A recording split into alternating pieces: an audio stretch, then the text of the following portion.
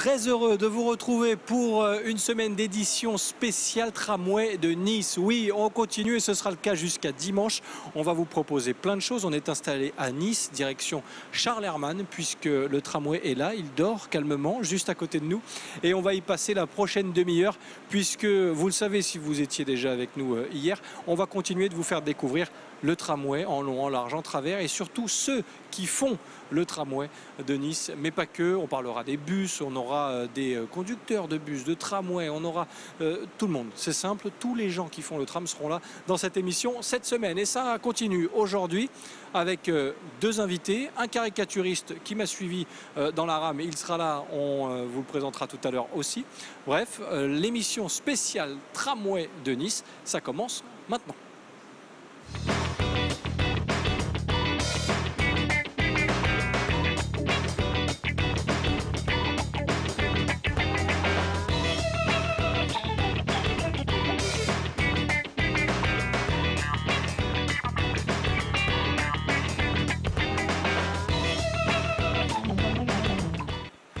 Soyez les bienvenus, très heureux de vous retrouver dans ce tramway de Nice, cette rame du tram de Nice qui accueille, c'est une première, une émission de télévision, émission spéciale, édition spéciale tramway de Nice toute la semaine depuis Charles Herrmann avec ce tramway dont on va parler largement bien sûr encore une fois aujourd'hui avec nos invités. Laissez-moi vous présenter celle qui prendra place face à moi dans quelques instants, Valérie Attas, directrice clientèle du réseau Ligne d'Azur. Et avec elle, on va essayer de savoir comment on travaille à l'élaboration d'une nouvelle ligne de tramway.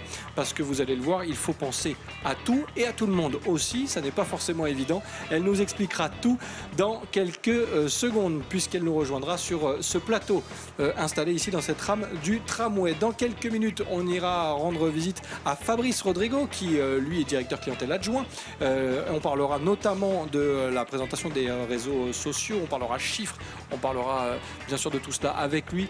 On le fera dans la deuxième partie de cette émission. On a encore pas mal de questions à lui poser. Ils se connaissent très bien du coup tous les deux. Chacun va pouvoir rebondir sur les sujets de l'autre. Lui, Molinari, notre caricaturiste, est là aussi. Je vous le présenterai dans un instant. Il n'est pas très loin, mais laissez-moi vous dire qu'on replongera dans les souvenirs du tramway de cette ligne 2 avec deux reportages signés des rédactions d'Azur TV.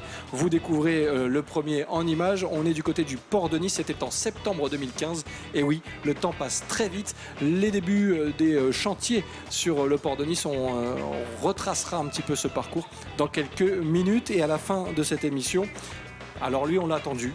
On l'a vraiment attendu depuis de longs mois. Et puis il est arrivé un jour, ce tunnelier. On a le baptême du tunnelier. C'était en janvier 2016. Et encore une fois, les équipes de la rédaction d'Azur TV étaient sur place pour vous faire vivre l'événement. On se replonge dans les souvenirs donc dans un instant. Lui a plein de souvenirs à nous raconter, forcément. Peut-être d'ailleurs lié au tramway. C'est Rémi Molinari, notre caricaturiste, qui est là encore une fois aujourd'hui et qui m'accompagne cette semaine. Comment ça va, Rémi? Écoute, je suis dans la rame. J'ai payé mon billet, mais elle ne démarre pas. Alors, je ne sais pas ce qui se passe. Je crois que c'est normal. Ah ben non, il n'y a personne dans la cabine, évidemment. Tu veux conduire toi, Rémi? Ah mais tu sais que attends, j'en suis capable. Fais attention à ce que tu dis.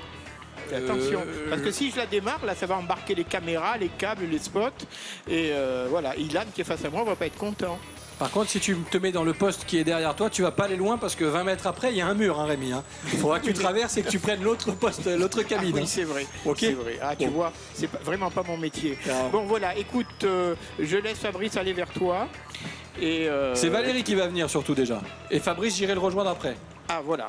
Ça va bien se passer, Rémi. Bon, voilà. Écoute, on est dans la rame. Mais là, oui. Voilà. Ah, ça y est, les portes se ferment. Allez, au revoir. Merci Rémi Molinari. Tu vas assurer le dessin, rassure-moi. Oui, il n'y a pas de problème. Bon, d'accord, le dessin sera assuré par Rémi Molinari. Et nous, on va donc pouvoir attaquer cette émission spéciale tramway de Nice avec notre invitée. Elle s'appelle Valérie, elle est tout au bout de cette rame, je l'aperçois. Et elle va donc faire les quelques mètres qui la séparent de ce plateau installé dans une rame de tramway. C'est possible grâce aux équipes de Sébastien Lyotard. Et vous allez découvrir d'ailleurs sur ces images, voilà, un petit voyage à travers le tram. L'affluence n'est pas énorme, ça nous arrange. Merci d'être là Valérie. Installez-vous, comment ça va? Bonjour, je vais bien, merci. Merci de passer un petit moment avec nous dans cette rame de tramway, parce que oui, on peut même faire des émissions de télé dans le tramway de Nice. C'est incroyable si on vous avait dit ça. C'est incroyable, jamais j'y aurais cru.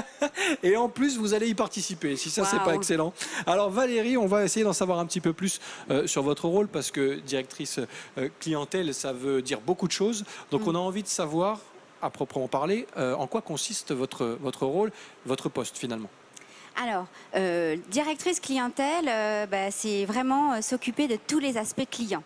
Donc, c'est s'occuper déjà de l'offre, des itinéraires, des points d'arrêt, des horaires, des lignes, parce qu'il faut que ce réseau il soit attractif et qu'il corresponde surtout aux besoins des gens. Sinon, des utilisateurs, bien sûr. Sinon, à quoi bon faire ce métier? Et ensuite, il y a tout l'aspect vente des agences commerciales, les titres, les tickets, donc tous ces agents qui sont à votre service, 50 personnes qui vendent des tickets, les distributeurs que vous voyez sur les points d'arrêt, aussi des stations tram.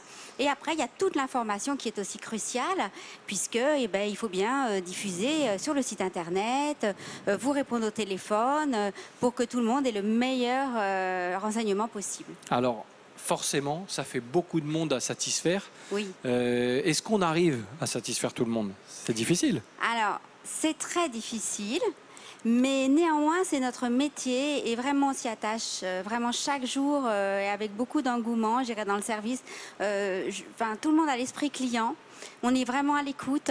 Donc, c'est déjà faire 50 000 enquêtes par an, donc enquêter 50 000 personnes par an en face à face. On fait des comptages à bord des trams ou des lignes de bus, des fois même avec des représentants de comités de quartier. On en fait 100 000 par an. On fait beaucoup de réunions aussi avec des usagers, que ce soit comité de quartier ou commune. On analyse les validations parce que c'est très important, les validations. Quand vous validez, quelque part, moi je dis vous votez pour votre ligne.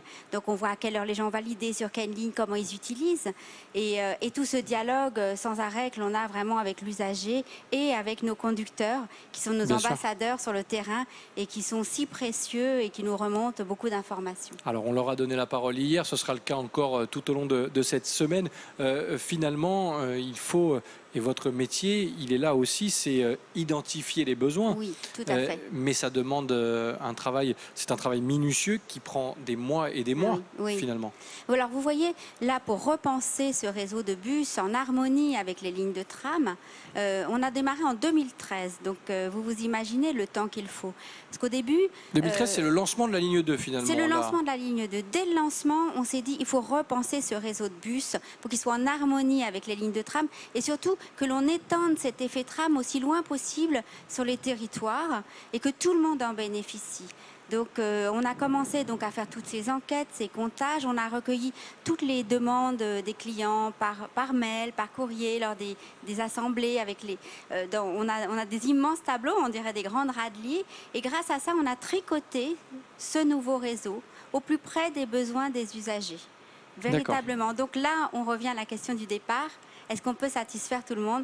Nous, on espère vraiment satisfaire tout le monde. En tout cas, vous faites tout pour. Et quand vous dites nous, on va s'intéresser aux équipes aussi qui travaillent avec vous. Oui. Dans un instant, on donnera la parole à Fabrice, que vous connaissez très bien, évidemment. Bien sûr. Mais c'est vrai qu'il faut... En tout cas, dans ce que vous décrivez, on a l'impression que c'est une vraie petite armée qui doit vous accompagner. Oui, alors c'est une petite ruche, voilà. C'est une petite ruche parce que bien sûr, il y a l'équipe donc à la régie Ligne d'Azur qui construit l'offre. Donc on est quand même une petite équipe, mais on fait des ateliers, c'est-à-dire ces ateliers de travail, on y met du personnel de l'exploitation, de la conduite, des gens de la métropole, bien sûr, des techniciens, et tout le monde en fait amène il faut mobiliser tous les son services, savoir. Plus évidemment, on a eu un bureau d'études qui nous a accompagnés pour repenser tout ce réseau, pour avoir ce recul nécessaire au bon fonctionnement d'un futur réseau, parce qu'un futur réseau, c'est le réseau, je dirais, d'aujourd'hui, puisqu'on y arrive au mois de septembre. Bien sûr. Mais c'est le réseau de demain. Il faut aussi qu'il convienne aux usages de demain. Oui, parce que quand vous travaillez sur l'adaptation par rapport à la ligne 2, vous ne pouvez pas vous empêcher d'imaginer déjà la ligne 3 qui est toute proche et la ligne 4. Bien sûr. Et ça, c'est possible. Et ça, c'est possible. En fait, on essaye toujours d'imaginer un réseau évolutif. Comme le disait Monsieur Pradal lors d'une précédente interview, c'est vraiment un réseau doit toujours être évolutif et s'adapter aux besoins des gens. Un réseau qui est figé, ça n'existe pas ou alors ce n'est pas efficace. Et justement, on ne répond pas aux besoins. Nous, c'est vraiment cette idée-là d'avoir voilà, cette constante adaptation. On a l'impression en tout cas que vous fonctionnez vraiment en équipe et c'est le cas et oui. on va encore le vérifier tout à l'heure, je le disais avec Fabrice, l'un de vos collaborateurs, directeur adjoint de la clientèle. On continue d'évoquer tout cela avec vous. Dans un instant, on verra qu'il faut tout prendre en compte. Alors les avis de la population, c'est certain. Très important. Les conditions géographiques aussi. Oui. Bien évidemment, on le fera dans la deuxième partie de cette émission. Mais juste avant d'aller retrouver également Fabrice, je vous propose de vous replonger dans quelques souvenirs puisqu'on va partir en septembre 2015. Oui, on a l'impression que c'était hier le début de ces travaux du côté du port de Nice pour l'arrivée de la ligne 2 et pourtant c'était déjà en 2015. On se replonge donc dans ces premiers travaux du côté du port grâce aux équipes de la rédaction d'Azur TV. Cette énorme tarière mécanique fait partie du nouveau décor du port de Nice.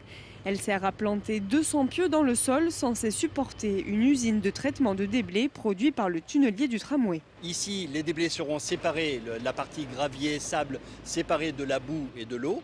La boue est réexpédiée sur le front de taille parce qu'elle sert à maintenir la pression du tunnel. Et les déblais produits, donc le sable et les graviers, sont évacués ici par voie maritime. Donc ici, l'usine, c'est justement la séparation de la phase liquide de la phase solide, on va dire. L'installation de l'usine de traitement sera maintenue pendant toute la phase de creusement du tunnelier, soit jusqu'en 2017. Ces travaux ont un impact sur la circulation dans le quartier du port. Sur la place Île-de-Beauté, les 2 voies de circulation sont maintenues, mais la circulation pourra être réduite à une voie. Le terminus des lignes 80 et 100 est maintenu sur le trottoir sud de la place Île-de-Beauté, mais déplacé vers le quai Papacino. Le plus gênant ne semble pas être pour les véhicules, mais davantage pour les piétons.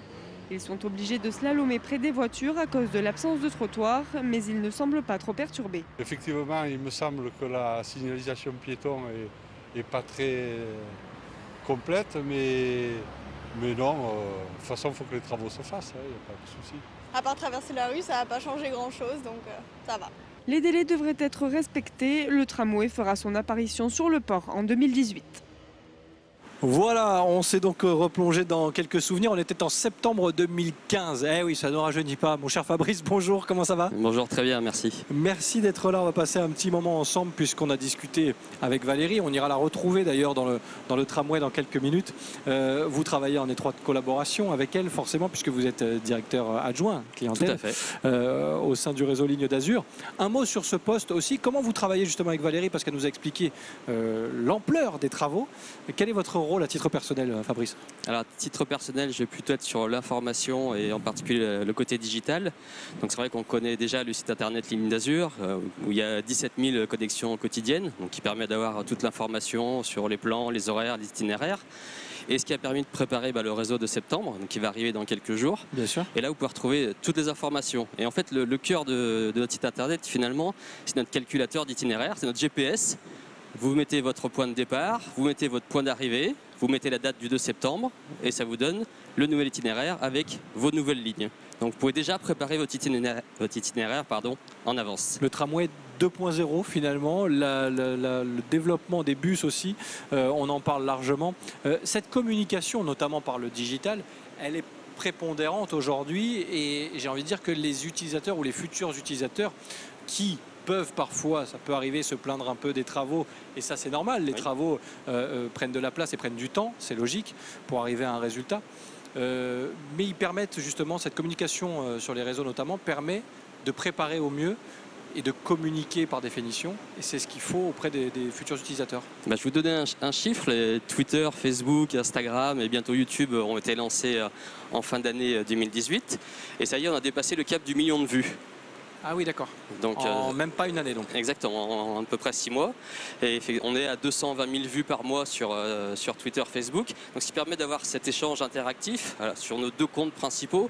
Le premier, c'est le compte officiel Ligne d'Azur. Donc, vous allez avoir l'information sur les festivités du port, la fête à Cagnes, les autres festivités à Tourette, par exemple. Et vous allez avoir le deuxième compte qui est l'infotrafic. Donc là, c'est des perturbations. Il y a une ligne qui est arrêtée, il y a une intervention des pompiers dans une rue, les lignes de bus sont déviées. Donc, ça permet d'être en lien complètement avec nos clients. Ils consultent le Twitter de leur téléphone portable. Voilà, il y a une perturbation sur la ligne et tout de suite, je suis au courant. Donc, c'est vraiment l'intérêt d'interagir et de donner l'information au plus vite à nos clients. C'est un métier qu'on dit, alors aujourd'hui on regroupe tout sous le terme community manager ou ce genre de choses, mais c'est vrai que la communication digitale est assez chronophage. Combien de personnes travaillent avec vous? Comment tout cela se met en place et qui fait quoi finalement? Alors on a spécifiquement 2 personnes au PC, donc, où il y a tous les régulateurs de bus. Donc on a 2 community managers qui sont là de 7h à 20h et qui vont être, comme ils sont vraiment à proximité, ils sont à quelques mètres, ils vont relayer directement les informations de perturbation. Et ils sont présents du lundi au samedi. Bon, vous, c'est un univers que vous avez découvert ou vous étiez au fait de ces réseaux sociaux, de ces opérations un peu digitales? Déjà au fait, et justement l'intérêt c'est de continuer à l'améliorer et de continuer à apprendre parce que le digital va très très vite. Bien sûr. Et comment est-ce qu'en tant que réseau de transport, on s'adapte à répondre à tous les usages et tous les besoins. Quelles sont les questions finalement qui reviennent le plus et les retours que vous avez de ces utilisateurs? Parce que l'interaction par définition avec ce genre de communication, elle est immédiate. La question qui revient le plus souvent, c'est le bus est arrêté, parce qu'il y a une perturbation, dans combien de temps il repart? Ouais. Et ben là, c'est la boule de cristal. C'est ça. Ça ne dépend pas de nous, donc on essaie de tenir informé justement avec le PC, qui est capable de nous dire, voilà, là ça va durer 5 minutes, 10 minutes, ou je ne sais pas du tout. Mais on est capable d'apporter une réponse tout de suite au client qui nous pose la question. Ça veut dire que pour mettre en ligne de façon immédiate les informations, il faut que le relais se fasse. Ça passe par les salariés, les employés du réseau. Est-ce que ça peut aussi passer par des utilisateurs? Oui, on a des retours également du terrain, on va appeler ça comme ça, où les utilisateurs nous envoient des photos, voilà, il y a un problème, là la fiche horaire est mal mise, est-ce que vous pouvez le corriger? Donc il y a le côté amélioration continue et justement ce retour du terrain permet nous d'aller plus vite, parce qu'il y a plus de 3600 arrêts sur le réseau, donc on ne peut pas tous les contrôler tous les jours. C'est certain. C'est pas simple, donc on a une photo qui est remontée par Twitter en disant voilà, il y a un problème, nous ça nous permet d'agir plus rapidement. Comment on peut réagir et interagir avec vous du coup et vers quel réseau se tourner? On peut le rappeler bien sûr. Alors vers nos 2 réseaux Twitter qui sont les plus simples, donc le réseau Ligne d'Azur et Info Ligne d'Azur. Le site internet aujourd'hui bien évidemment, on en a parlé, on le rappellera d'ailleurs tout au long de cette semaine parce qu'on va largement donner la parole à ceux qui font le réseau Ligne d'Azur, mais si vous avez besoin d'informations complémentaires, direction le site internet Ligne d'Azur. L'évolution, la suite pour le site, parce que vous êtes en perpétuelle évolution évidemment dans votre métier, ça va ressembler à quoi? Parce que les lignes vont se succéder, la ligne 3 du tramway, la ligne 4, et vous vous adaptez aussi à cette évolution? Exactement, accompagner le changement, intégrer les nouvelles technologies. Est-ce qu'on est bien sur des sites en responsive? Est-ce qu'on est sur des applications? Comment on communique avec les autres applications? C'est vrai qu'on parle de Movit, de Transitapp. Voilà, comment est-ce qu'on est capable, Google aussi, bien sûr. Comment est-ce qu'on est capable de communiquer avec ces autres sites et toujours donner la bonne information? C'est ça qui est essentiel et qu'on essaye de s'astreindre. Donner la bonne information, que ce soit par nous ou par nos opérateurs partenaires finalement. Évidemment. Merci beaucoup Fabrice d'avoir passé ces quelques minutes avec nous. C'était un plaisir d'échanger et de comprendre un petit peu plus aujourd'hui comment s'organisait la communication autour du réseau Ligne d'Azur. On continue de le faire puisque Valérie nous attend dans le tramway, donc on va aller la rejoindre tranquillement.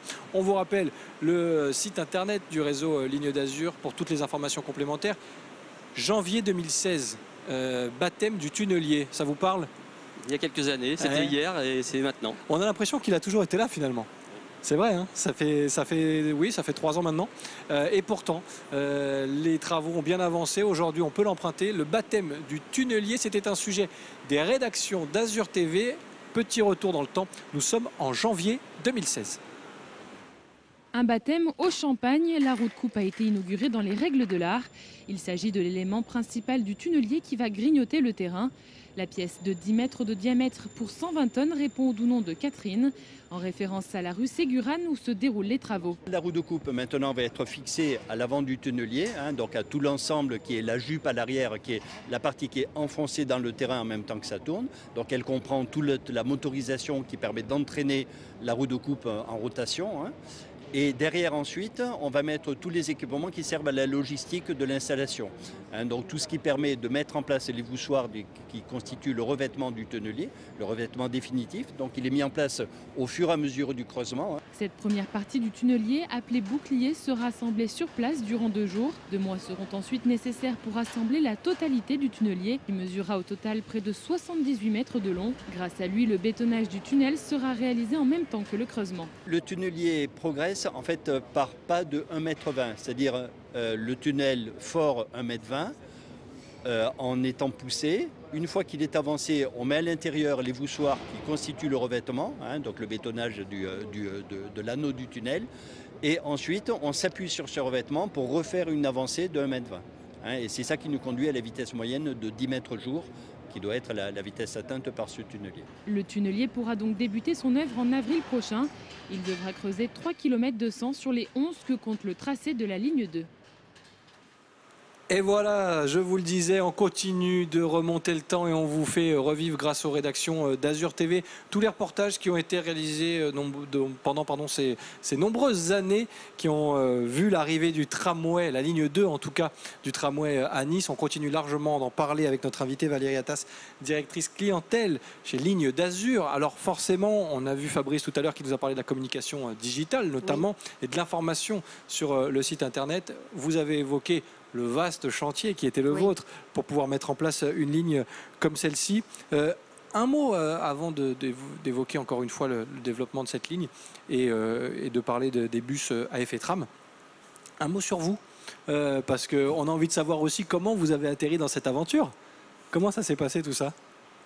Alors moi je travaillais déjà à la régie Ligne d'Azur et je travaillais déjà dans le marketing et l'offre de transport, c'est mon métier à la base, j'aime ça.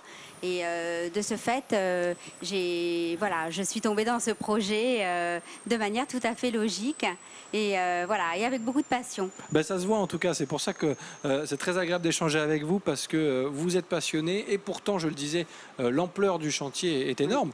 Je parlais de contraintes géographiques aussi tout à l'heure parce qu'on a beaucoup évoqué l'utilisateur et ses besoins, ses envies, mais vous devez travailler en fonction d'un lieu, d'une géographie, d'un territoire.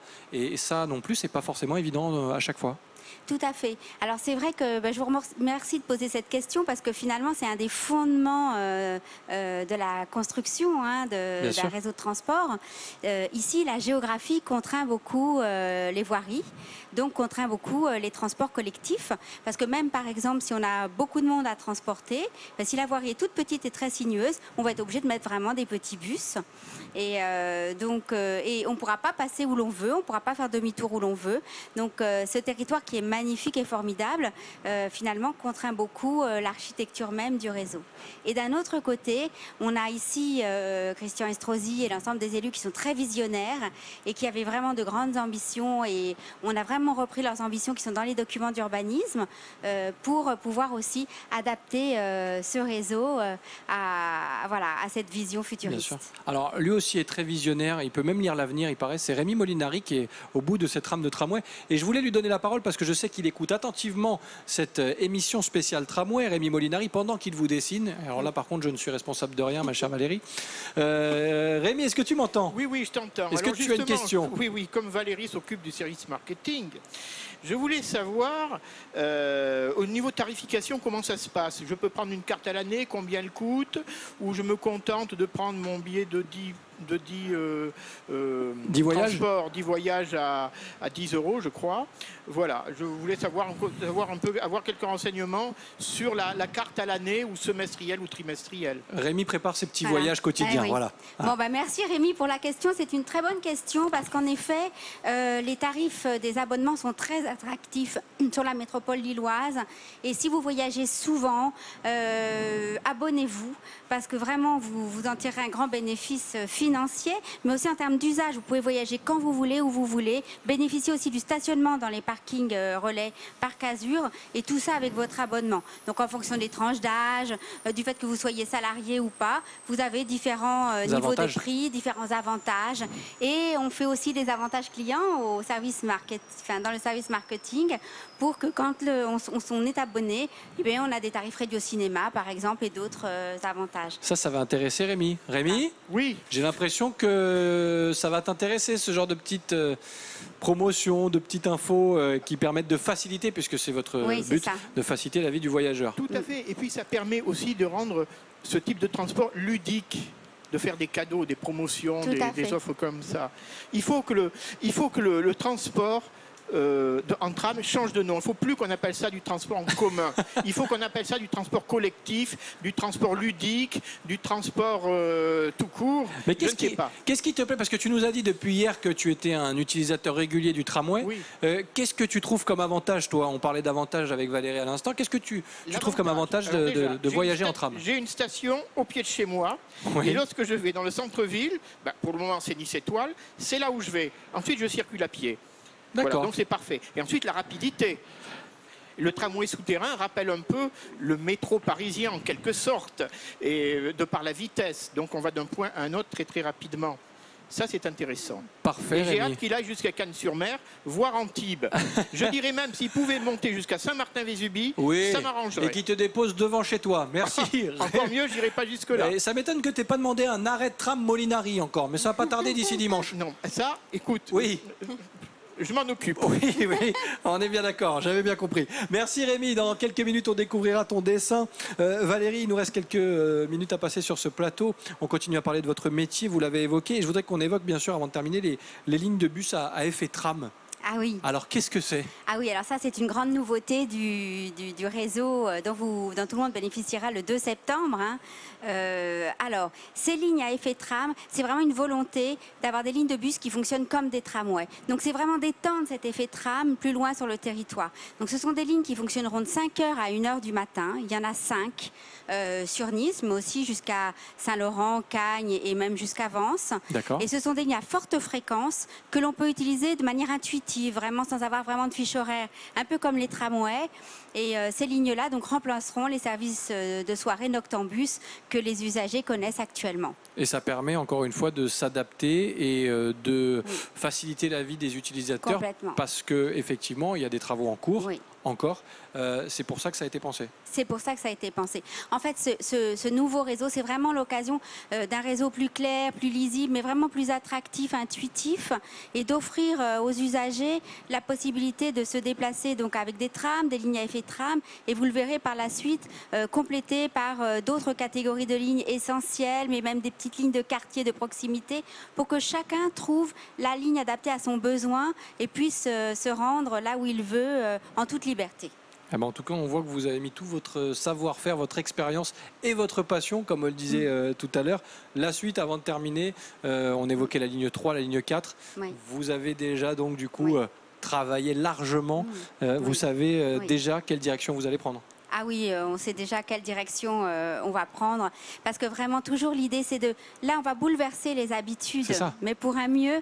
Mais après, c'est de les bouleverser le moins possible pour que tout s'adapte en douceur, comme un grand jeu de Lego qui s'emboîte. Mais on le voit d'ailleurs, depuis tout à l'heure, vous parlez avec les mains. Vous êtes presque une chef d'orchestre, finalement. Ah merci du compliment. Mais non, mais c'est vrai. J'aime beaucoup cette image. Bon, on terminera sur cette image alors. Valérie, merci d'être passée sur le plateau de cette émission spéciale Tramway. Mais vous allez repartir avec la caricature de Rémi Molinari. Donc pour l'instant, on avait le sourire. J'espère qu'on va le garder jusqu'au bout de cette émission. Ça dépend de l'humeur de Rémi. Mais je pense qu'avec les indications que vous avez données sur les forfaits, les tarifs, il devrait être sympa aujourd'hui. Rémi Molinari, le dessin est-il prêt? Voici. En fait, c'est Fabrice qui repartira avec son dessin. Ah, c'est Fabrice. Parce que Valérie l'avait déjà eu. Ah, d'accord. Mais tu me dis rien, tu me parles plus, Rémi, aussi. Tu me regardes plus. Un dessin pour Fabrice. Alors, regarde, il est en train de mettre son ticket ligne d'Azur dans le composteur. Et que dit-il? Je suis pas Molinari, je paye, moi. Excellent. Mais tu payes, toi aussi. Tu payes, on le rappelle, mon cher Rémi. Non, mais je paye. Non, j'ai pas envie d'être contrôlé à chaque fois. Attention. Voilà, c'est ça. Et puis maintenant, on te reconnaît. Attention. Mais je paye. Même le Noctambus, je paye. Ben oui, mais maintenant, c'est les bus à effet de tram, mon Non, cher mais attends, Rémi. juste Oui. une seconde. Pour dire qu'un jour, je monte dans le Noctambus et je paye. Oui. Et le chauffeur m'a reconnu. Il me dit, ah, mais je vous reconnais d'Azur TV. Tu veux que je te dise, heureusement que j'avais payé. Et heureusement surtout que je n'ai pas été contrôlé à ce moment-là. Heureusement que tu n'en profites pas de cette notoriété incroyable. Oui. Bravo, Rémi Molinari. Du coup, le dessin pour Fabrice, qu'on va remercier. Je ne sais pas s'il est encore dans les parages, mais Fabrice, il sera avec nous cette semaine aussi, parce qu'on va évoquer encore plein de choses avec lui. Merci encore, Valérie, d'être passée, vraiment. Merci. Et bon courage pour la suite du boulot, parce que Merci. ça bosse 365 Ah jours oui. par an. On est bien Ouais, d'accord. ouais, on est d'accord. Bon, on continuera de suivre tout cela de très près. Nous, on poursuit notre semaine depuis Charles Hermann, puisqu'on se retrouvera demain pour une émission spéciale, à nouveau spéciale Tramway de Nice. Merci de votre fidélité. Passez un agréable moment sur les antennes d'Azur TV. Et on se retrouve demain. À demain. Bye bye.